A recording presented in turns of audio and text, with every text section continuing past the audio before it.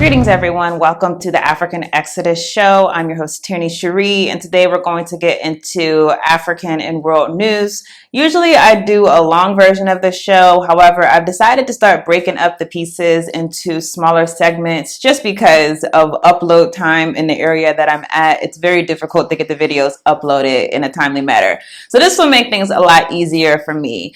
But I do want to remind you to please subscribe to my Telegram group. That is the best way to get notifications whenever I post a new video, because YouTube does not always notify people whenever videos are posted. But with that, let's just get right into this first story.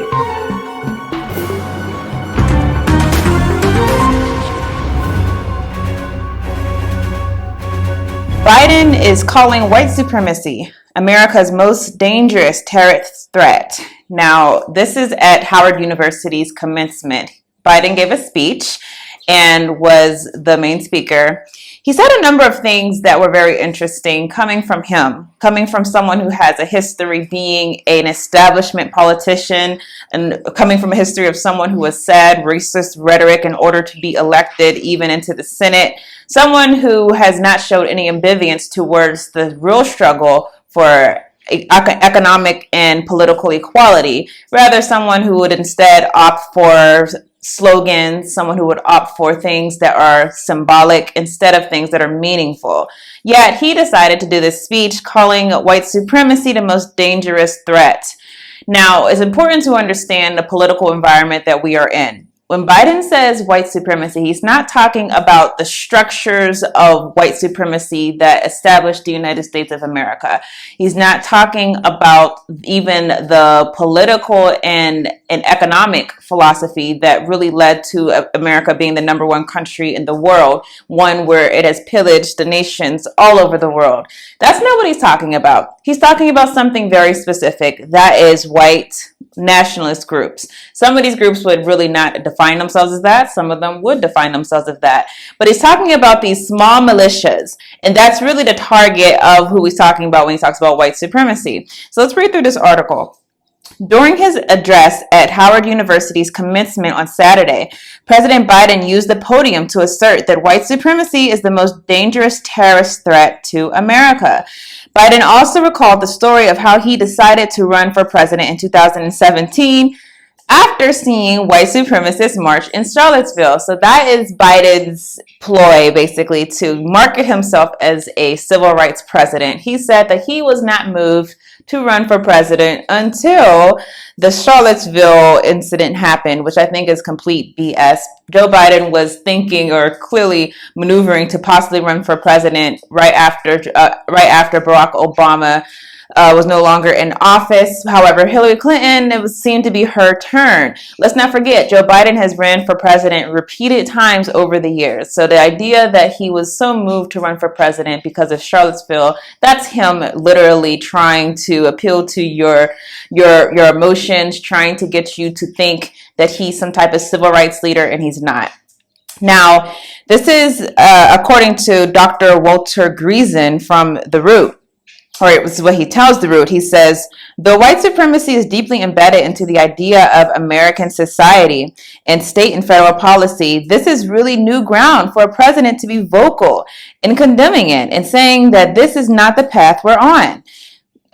This is according to Dr. Greason. He said, it reflects a commitment that stretches back to the civil rights movement. Biden isn't simply reiterating a biased reality Black people are painfully familiar with. He's addressing racial injustice on a national stage.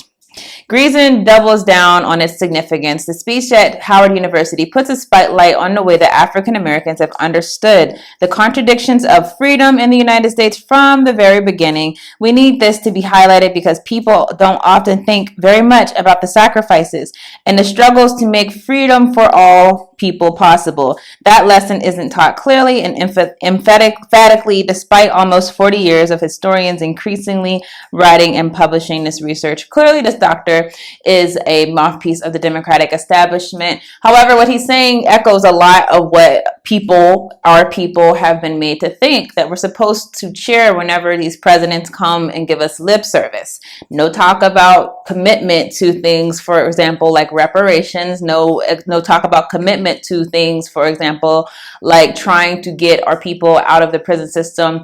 No examples of that, but instead you want to come and talk about your commitment to undoing white supremacy. Now, I want to quote Biden specifically. He says, "I don't have to tell you that progress towards justice often meets ferocious pushback from the oldest and most sinister of forces. That because hate never goes away."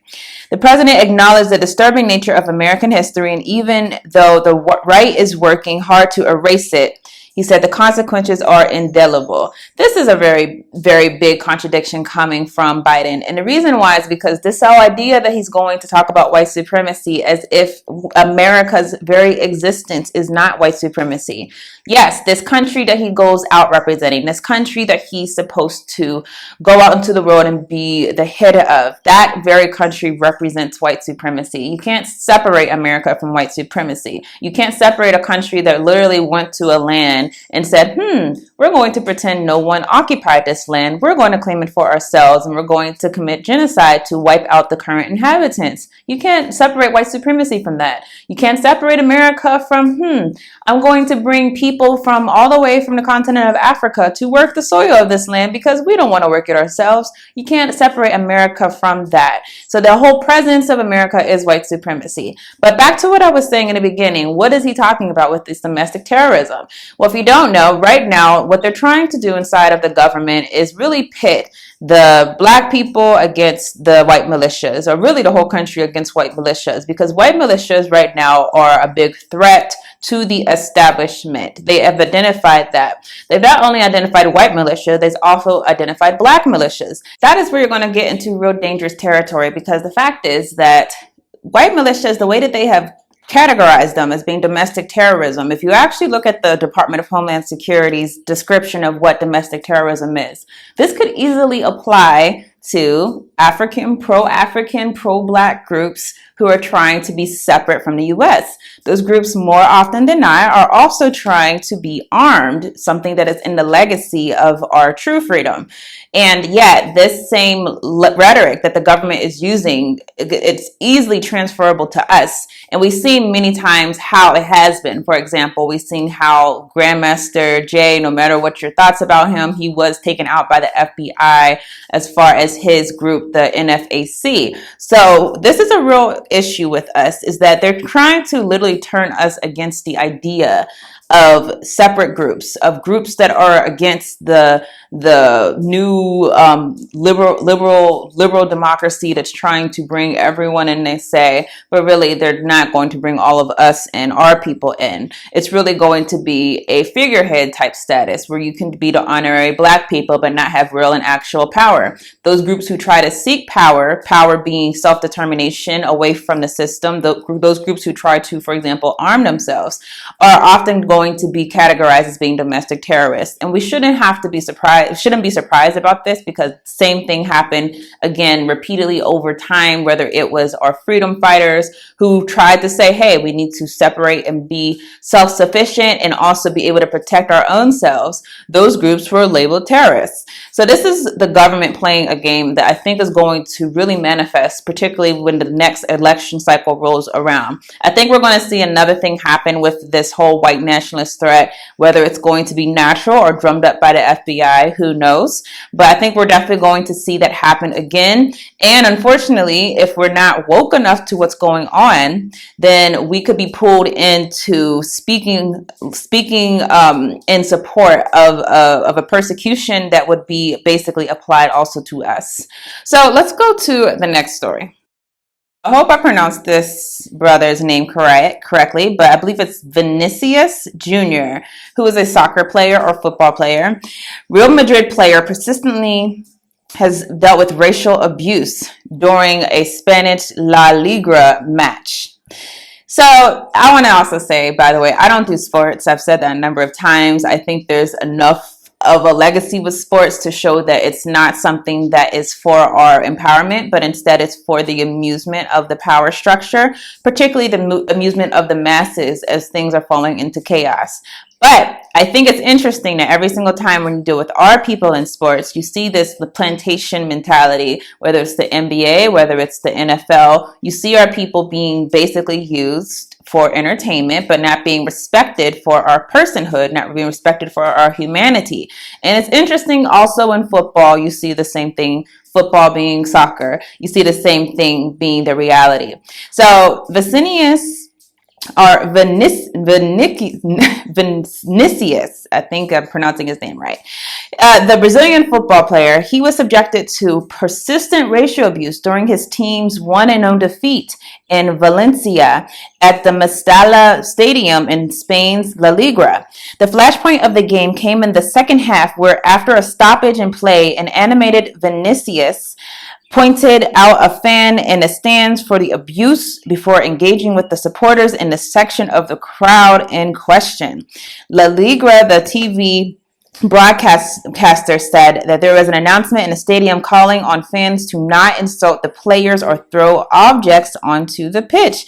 Racist insults in the 73rd minute, a spectator from the Southern Mario Kemp's Tribune directed himself towards player number 20 of Real Madrid, and they were screaming "monkey, monkey," which led to an activation of the racism protocol, notifying the pitch delegate so that the corresponding warning over the loudspeaker would be made. It's a shame that they literally have a protocol for racism. That's how much sports put us inside of these positions, that they have to have a button that they push whenever people yell out racist obscenities.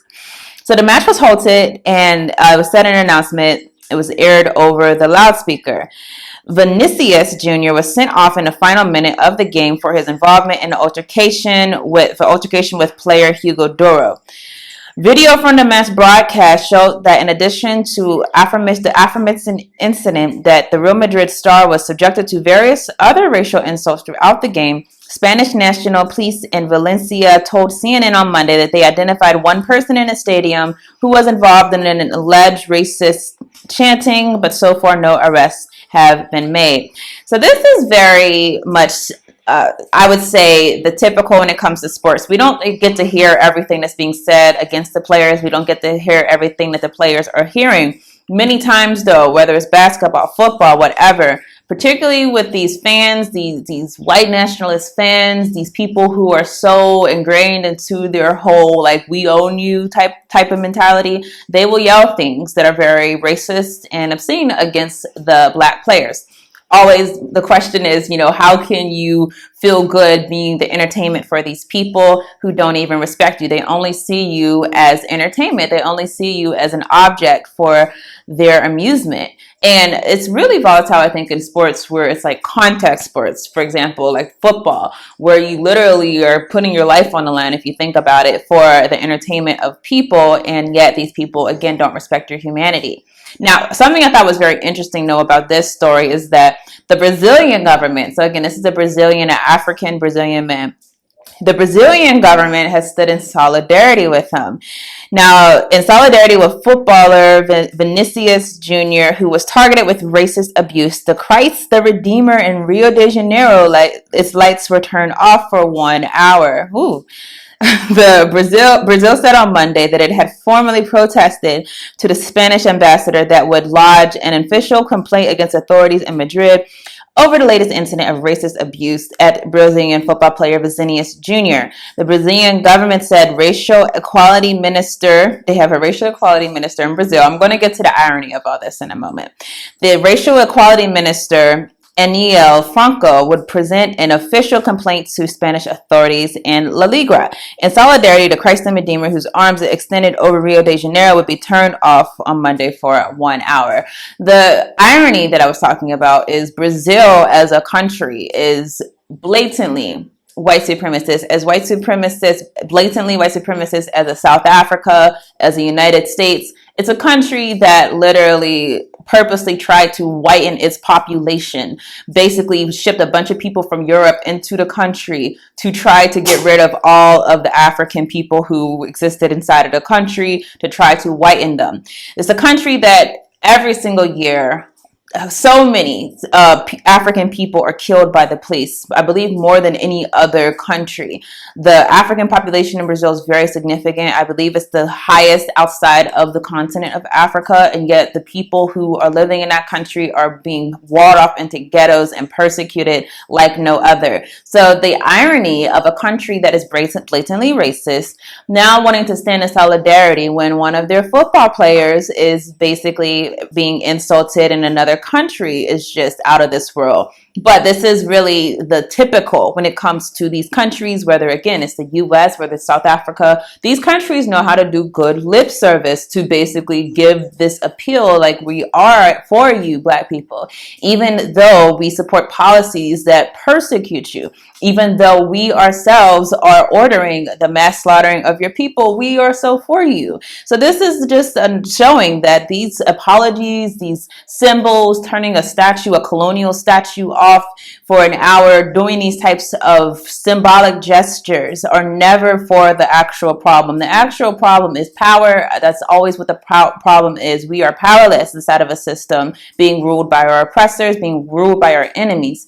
And until we understand that that's the problem and not these apologies and talks and gestures, then we're always going to be inside of this subservient position. So let's go to the next story. Civil rights groups have warned tourists about Florida in the wake of hostile laws. One of our favorite civil rights groups. Let's see if you can guess which one. The NAACP over the weekend issued a travel advisory to Florida for joining two other civil rights groups and warning potential tourists that recent laws and policies championed by Governor Ron DeSantis and Florida lawmakers are openly hostile towards African Americans, people of color, and LGBTQ individuals. The NAACP, long advocate for Black Americans, joined the League of United Latin American Citizens, a Latino civil rights organization, and Equality Florida, a gay rights advocacy group, in issuing travel advisories for the Sunshine State, where tourism is one of the state's biggest large sectors. The warning approved Saturday by the NAACP's board of directors tells tourists that before traveling to Florida, they should understand the state of Florida devalues and marginalizes the contributions of and the challenges faced by African Americans and communities of color. I'm going to read again. This is the reason why you should not travel to Florida, but you can travel anywhere else in the U.S. and be fine, according to the NAACP. The warning said that they should understand that Florida devalues and marginalizes the contributions of and the challenges faced by African Americans and other communities of color. The NAACP's decision comes after the DeSantis administration in January rejected the College Board's Advanced Placement African American Studies course. DeSantis and Republican lawmakers also have pressed forward with measures that ban state colleges from having programs on diversity, equity, and inclusion, as well as critical race theory, and also passed the Stop Woke Act that restricts certain race-based conversations and analysis in school and businesses. So, of course, I agree that these laws by DeSantis and the Republicans are BS, obviously. There's no way that you're going to be able to say that you're educating someone if you're not educating them on the truth, obviously. But the idea that the NAACP is just so appalled by Florida, just Florida, forget the fact that the brother Rasheem Carter was just killed in Mississippi. Forget the many places across the United States that are racially volatile. The idea that they're going to single out Florida, now, not even back whenever it was, George Zimmerman and Trayvon Martin, not back then. No, right now they're going to single out Florida as being a state with a travel advisory. That's very hilarious. First of all, there should be a travel advisory anywhere you go in the United States. As you've seen in New York City, a homeless man was just choked out on a subway in front of all these people inside of New York City. There should be a travel advisory in New York City. I just talked about Rasheem Carter. Lynched, literally. We don't know who did it, but is a lot of showing that the police department probably knows if they weren't involved. And literally his body parts are being found all over the state of Mississippi or found all over different places. that state should have a travel advisory. Every single place where our people are being stopped by the police at random, every single place where our people are being have our children being taken by the child welfare system, the entire United States should have a travel advisory. So why is in the United States singling out Florida? It's because it's politically opportune. As you see, they're partnering with two groups, the Latino Civil Rights Organization and the LGBT rights organization, issues that are more popular, issues that could get them more notoriety. Obviously, this whole Florida with DeSantis thing is just what's popping right now, and the NAACP, as they always do, are trying to ride the coattails of other movements instead of focusing on what do our people actually need. We don't need travel advisories from the NAACP. You could be found out anywhere inside of the United States by white supremacy. The real issue has to be, again, power. Hey, if you go anywhere, whether you live in Florida, whether you live in Mississippi, whether you live in Pennsylvania, are you protecting yourselves? Are you meeting and organizing with people in your community? Are you able to defend yourself from some type of raid from people who are against you? Those are the real questions, not travel advisories that are, if anything, going to give this false illusion that other places in America are safe if you are African. So with that, let's go to the next story. This story is ongoing and very, very, very disturbing. Something that I read, I believe first started coming out about a month ago or something, but I hadn't covered it, but I'm actually going to cover it today. Kenya religious cult. Police are digging up more bodies, okay? Now, the death toll from the Shakahola massacre in a forest in southeastern Kenya, where a sect whose leader advocated fasting to meet Jesus, quote unquote, was meeting, now has risen to 201 after the discovery of 22 new bodies on Saturday. Again, this has risen to 201 bodies. Police believe that most of the bodies discovered near the coastal town of Malindi are those followers of a sect of Paul and Thinje McKenzie, a former cab driver, self-proclaimed pastor of the Good News International Church that he created. The area the area prefect, Rhoda Onyancha, said 26 people have been arrested so far, including Paul and Thinje McKenzie and a gang of goons responsible for making sure no followers broke the fast or escaped from the forest. Oh, I have to paint the picture for you in case you're not catching it. Literally, this guy says, hey, you have to fast to meet Jesus. Basically, you have to kill yourself. You have to starve yourself to death in order to meet the Messiah. This is what this pastor, this person preached inside of his church. And literally people were dying, but even if they tried to escape the cult, tried to escape where the fast was happening, there were goons that would make you stay there.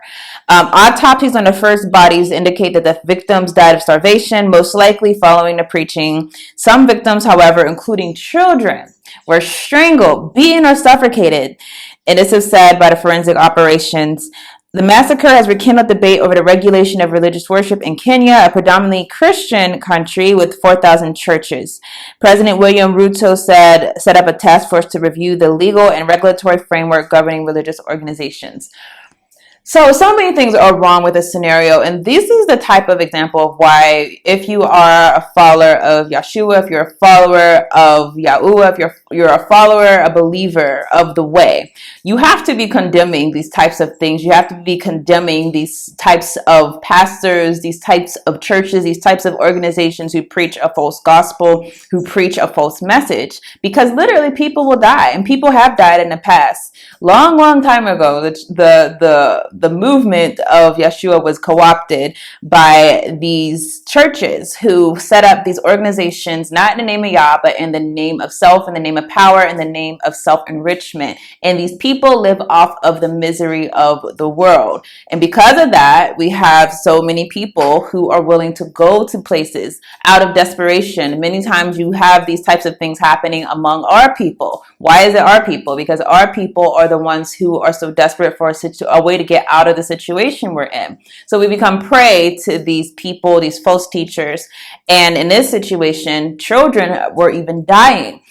This to me should be honestly world news, because this is of the same ilk of Jim Jones, literally. Like, from the children being forced to strangled, not even like forced to fast, strangled, literal murders, literal killings. And this pastor was just going around and teaching this message and able to do so much that he was able to kill over 200 people. This story obviously is very disgusting. A reminder of why we have to be vocal, a reminder of why when you see things happening that are wrong, you have to speak out. A lot of people, for example, in the church, feel like you have to be quiet, particularly when you're amongst the world and you don't want to basically make your church or make the religion look bad. Silence is what makes things look bad. So this is horrible. I really hope that they throw the book at this guy. I really hope that they get him out of here, and all of those who supported his actions, or all of those who allowed him to continue this type of abuse to just be completely done away with. And seriously, let this be a wake-up call. We have to be vigilant on what types of behaviors or what types of messages we're allowing as a people. We have to be checking up on things that are being said and make sure that we're vigilant as far as our own policing. Because as you see in this situation, the police weren't even able to figure out what was going on until way later. Unfortunately, people have died. Right now, it's over 200, but it could be even more people. So this is a horrible massacre that happened in the country of Kenya. We'll definitely send our prayers and our thoughts out to those who are affected. This final story, I want to ask the question, will Africa be the grounds of a proxy war? This is an idea that I've played with numerous times because it looks like that's what's being set up, at least from what's happening with this Wagner group in Russia. Obviously, China economically is more in Africa, and you have NATO and the United States still trying to hold on to those countries that they have an evident presence with.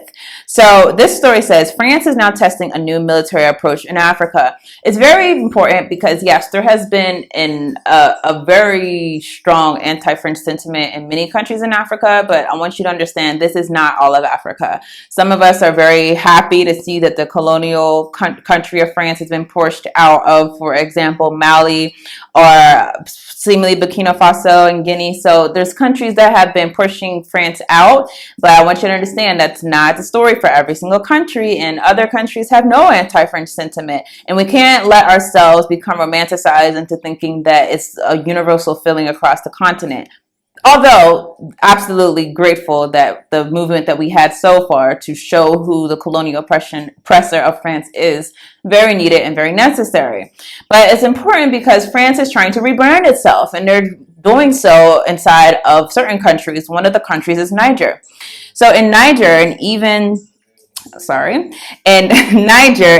globally, everywhere in Africa, the philosophical position is different from what was done in Mali.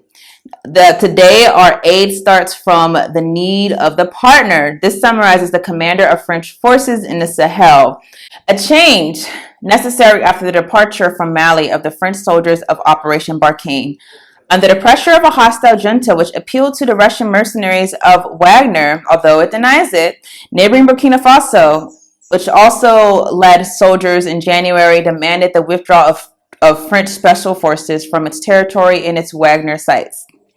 To lessen the fling of criticism against the military presence in Africa of former colonial power, President Emmanuel Macron has ordered an action strictly adhering to the specific demands of the countries concerned and remaining low noise. So essentially Macron is saying, hey, we're only going to be here specifically for your demands, specifically for what it is that you want. We're going to work with you. They're kind of trying to model themselves off of like a Russia and a China.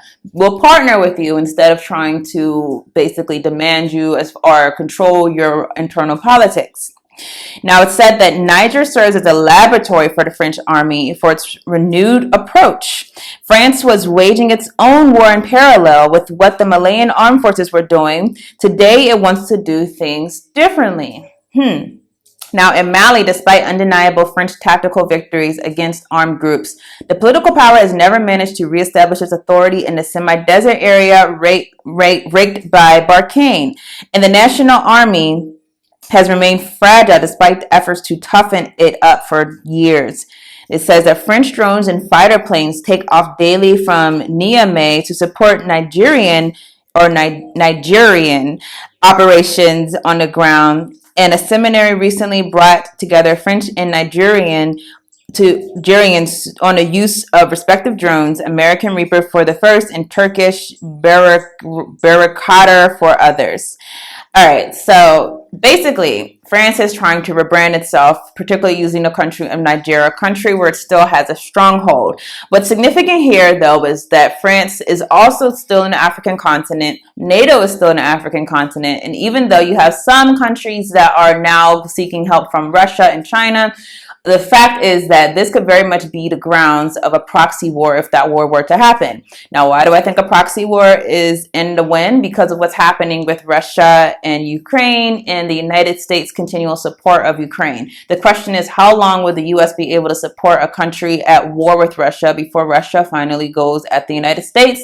Or, as it seems that Ukraine has been weakened, particularly after the takeover of Bakhmut, is it going to be the case that the United States will feel the need to step in and defend its ally? Now, when this happens, what happens is that every single country that has been hosting the U.S. or Russia now become pulled into a conflict. Even if it's not open, you still have proxy wars, which has been obviously the typical for Russia and the United States. They've done many proxy wars. You first and certainly will not be the last. So that essentially wraps up this story. You can answer the question down below. Are we preparing for a proxy war? Is this going to end with just Ukraine and Russia, or is something going to be extended to the African continent? It seems to me that Jewish involvement then in that transatlantic slave trade precedes by many, many years, perhaps by 1,000 years, the actual beginnings of the transatlantic slave trade. And let me explain. It seems to me that the most important theoretical underpinning for that transatlantic slave trade was what has come to be known in many quarters as the Hamitic myth. Some people call it the curse of Ham story. When the slave trade developed, beginning in 1441 and for hundreds of years thereafter, people who prosecuted that trade looked around for intellectual justification, for rationalizations, for pretexts, if you will. And a variety of pretexts were advanced to justify the slave trade, to allow people to sleep well at night, for their consciences to be clear. One justification was that Africans were heathens. They weren't Christian, they were heathens, and therefore it was all right to enslave heathens. It would not be all right to enslave one's Christian brother, but it would be okay, it would be morally justifiable to enslave a heathen. That was one kind of rationale that was advanced to justify the slave trade. Another rationale was that Africans were less than human. Africans were devoid of reason, could not reason. Were a subspecies of creature. They weren't human. And therefore, again, whereas there might have been some moral opprobrium attached to enslaving one's fellow human beings, in the case of Africans, since they weren't quite human, that kind of treatment of Africans was okay. The authority for this idea was said to reside in the book of Genesis, in the story in the book of Genesis. Now, there's a story in the book of Genesis, and there's an interpretation of that story that allowed it to be used to justify African slavery, and they're two different things. The story in Genesis is in Genesis. It's been in the Bible ever since. But the sort of spin that was put on that story that enabled it to become the basis for the Hamitic myth actually comes out of the Talmud, the Jewish holy book, the Talmud. Somewhere around 500 AD or thereabouts, the Babylonian Talmud. Let me just describe the difference between the story as it appears in the Bible and the story as it was spun in the Talmud.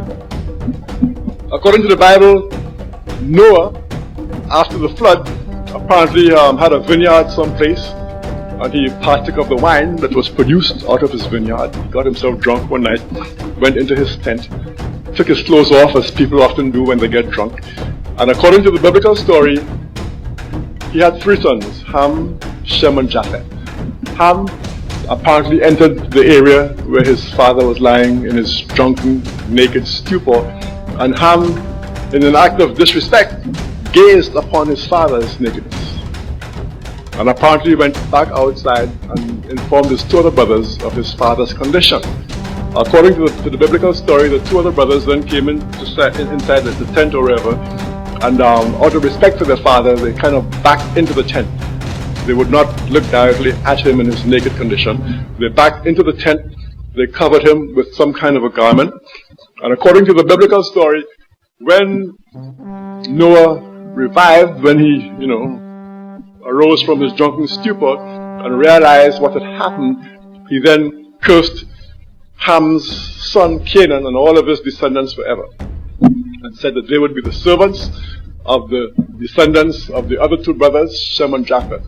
Somewhere along the line, I'm not quite sure how come, but somewhere along the line, somebody came up with the notion that Ham was the progenitor of the African race, and Shem was the progenitor of the Asian race, and Japheth was the progenitor of the European race.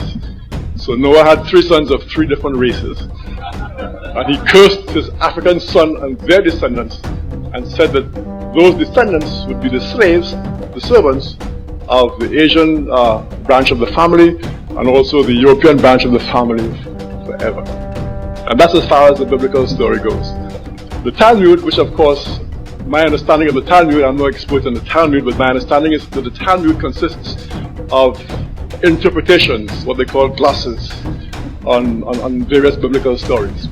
And these glosses or interpretations or spins are supposed to give people who subscribe to the Judaic religion a sort of an authoritative guide as to how to interpret the biblical stories and whatnot. So what the Talmud did then, the Talmud came along, the Babylonian Talmud, around about 500 or so AD, and proceeded to spin this biblical story for reasons that are unknown to me. But Ham, again, was said to be the progenitor of the African race. Now, interestingly enough, I've read someplace that early Christians also accepted this notion of Ham being some sort of progenitor of the African race. But apparently, in the Christian tradition, the kind of, overtly racist implications of that fact didn't develop in the same way as it developed in the Judaic tradition. According to the Talmud, Ham was the original African, and when God, through Noah, cursed Ham and his son Canaan and all his descendants, he was in fact cursing the African race. Now, this was the unique new element to the story that the Talmud originated. That the curse on Ham and Canaan was not only a curse on an individual and his family, but it was a curse on a race. So here, this is the contribution then of the Talmud. That God, through Noah, cursed the African race. And the Talmud proceeded to embellish the story in the most delightful, should I say, ways. For example, the Talmud said that there was ample proof that God was in fact cursing the African race. It said, for example, that because Ham had gazed upon Noah's nakedness in the dark of night, that the African race was henceforth turned black, so that the blackness of the African became a sort of a visible indication of that curse. Now, these Jewish rabbis, the sages, they call them, wise men who put together this Talmud, they actually invented. I mean, they sort of elaborated on the biblical story. It's like a jazz musician who improvises.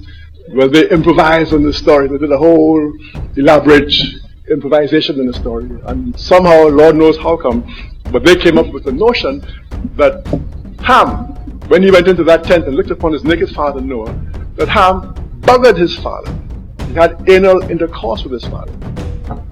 And because he had anal intercourse with his father, that's the reason, and here I'm citing Blackman, that's the reason why part of the curse was to give black men large sexual organs. So all of this was part of the curse. The black skin, the big eyes, even the kinky hair too, big sexual organs, all of this.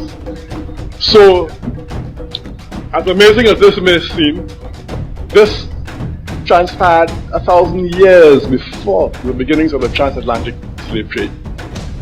And when the slave trade came into being, this notion of the Hamitic curse was revived, and it became, both for Jews and for Christians, it became the most pervasive of all the attempts to rationalize that slave trade. Let me quote the exact words of Harold Bachman, lest you suspect that I'm making this up. I'm quoting here from Harold Bachman, the dissertation I mentioned a minute ago, The Ebb and Flow of History. Quote, "There is no denying," this is on page 34 in case anybody who has the book feels like reading along with me. I know several of you have the book on it. This is on page 34 in the middle of the page. Second new paragraph. "There is no denying that the Babylonian Talmud was the first source," and listen to how unequivocal he is here. It was the first, the very first.